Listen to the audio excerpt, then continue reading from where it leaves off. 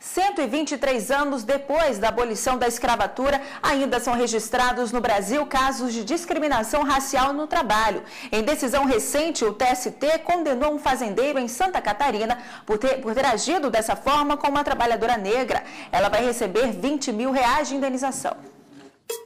No mercado de trabalho, é cada vez maior a presença de trabalhadores negros. Uma conquista alcançada com muita luta depois de 123 anos da abolição da escravatura no Brasil. Os homens e mulheres negros e negras estão ali buscando. E isso é que agrega mais valor. Mas essas conquistas, ainda existem histórias de profissionais que sofrem preconceito no trabalho.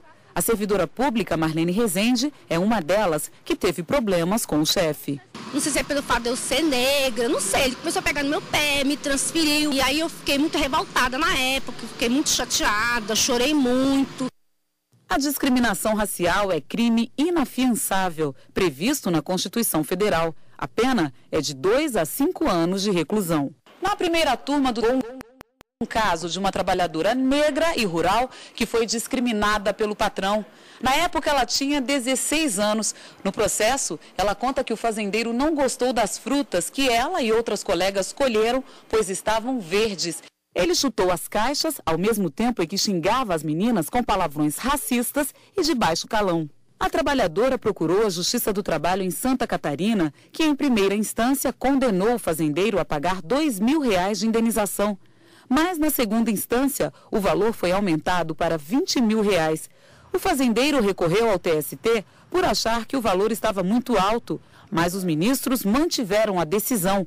E o relator do caso, o ministro Lélio Bentes Correia, argumentou que a pena imposta foi proporcional ao dano sofrido pela trabalhadora. Uma decisão da mais alta corte, de uma das cortes superiores do nosso direito, da nossa justiça, que tem uma decisão dessa, ela oferece aos brasileiros e brasileiras, aos negros e negras, esse instituto novo, que a reparação tem que estar presente em cada gesto. Hoje não pode ter discriminação porque você é pobre, porque você é rico ou porque você é negro.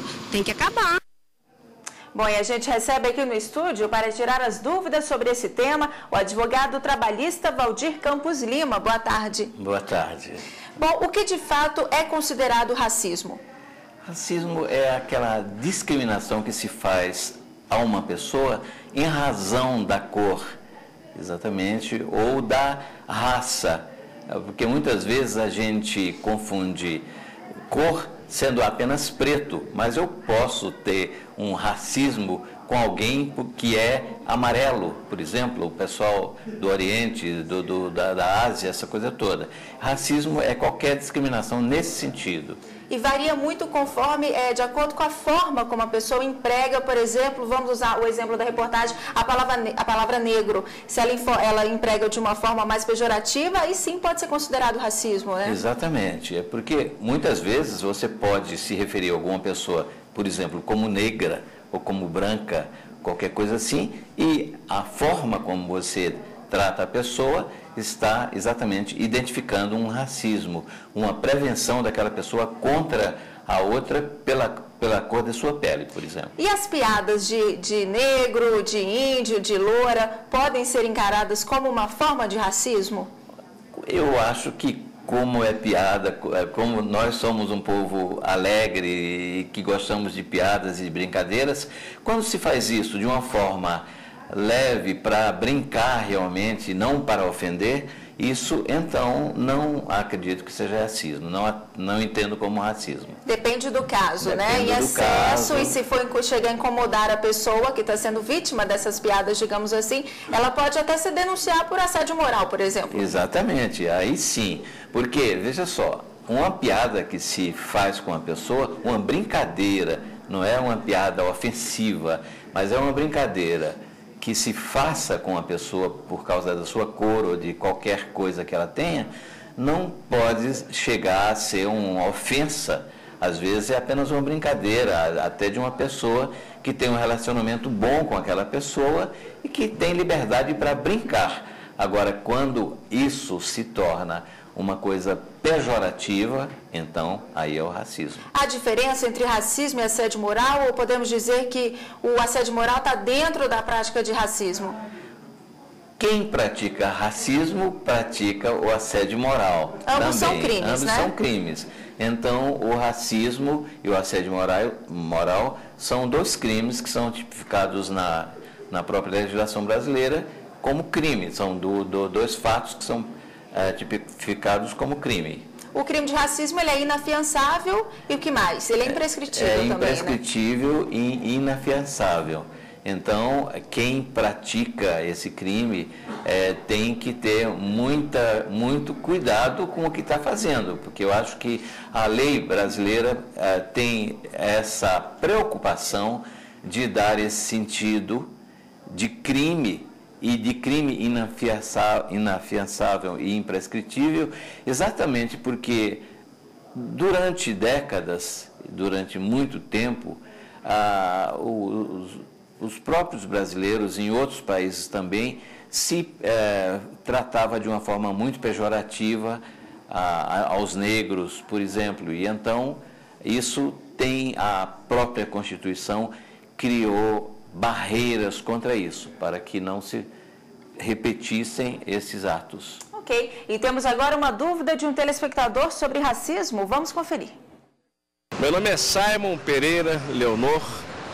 Eu sou representante comercial, minha profissão. Gostaria de saber se eu for vítima de racismo no trabalho, também tenho que recorrer na justiça comum para ser reparado? Bom, no caso da reportagem que a gente viu, a vítima recorreu à Justiça do Trabalho. Mas, em geral, a pessoa pode procurar a Justiça Comum? Bom, se a pessoa foi vítima de racismo no trabalho, ela deve procurar a Justiça do Trabalho. Se, por acaso, isso é um ato praticado fora do trabalho, que não tenha relação com o seu trabalho, aí sim ela procurará a Justiça Comum. Ok. E vamos a mais uma pergunta feita por um telespectador à nossa equipe. Confira.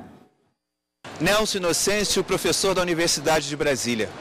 Racismo é crime. Onde devo me dirigir quando me sentir agredido?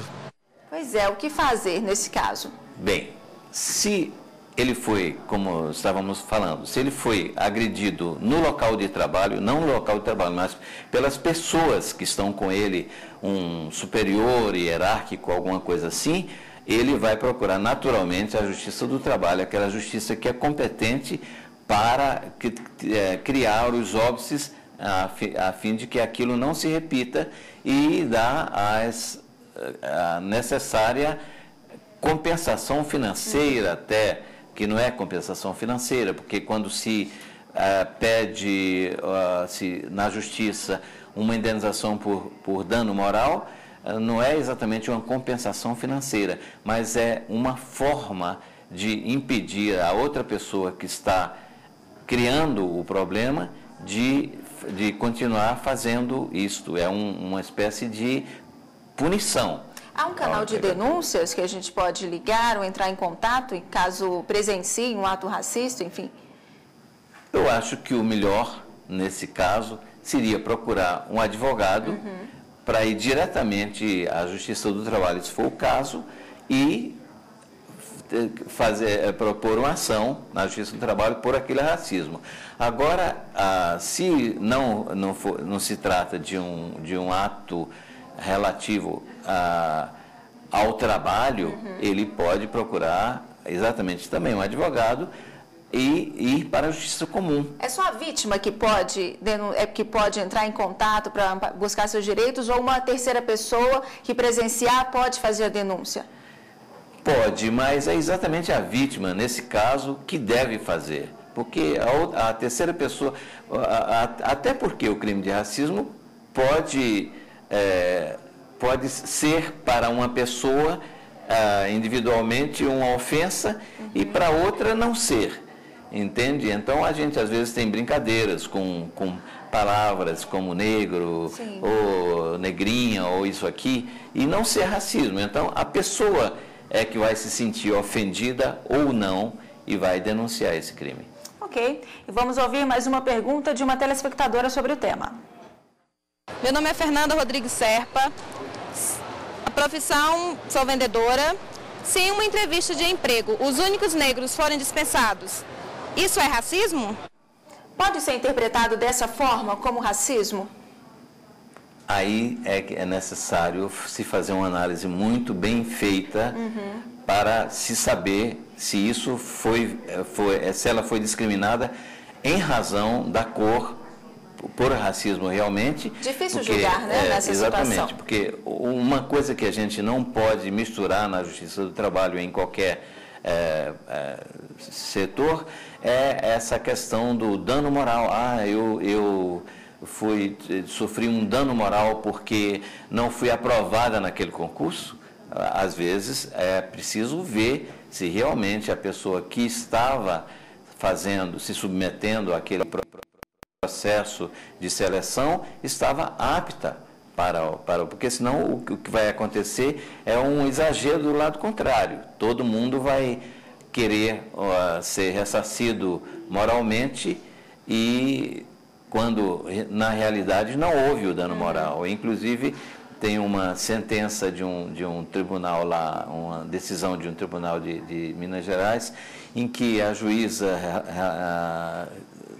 relatora ela disse que, analisando muitos casos dessa natureza, ela disse que a Justiça do Trabalho se tornou para alguns uma espécie de roleta de sorte, porque muitas vezes as pessoas procuram sem ter realmente o fato acontecido. Elas estão apenas procurando um meio para se beneficiar, de certo modo até ilicitamente. Tá certo, muito obrigada pela sua participação e tenha uma ótima tarde. Boa tarde, muito obrigado.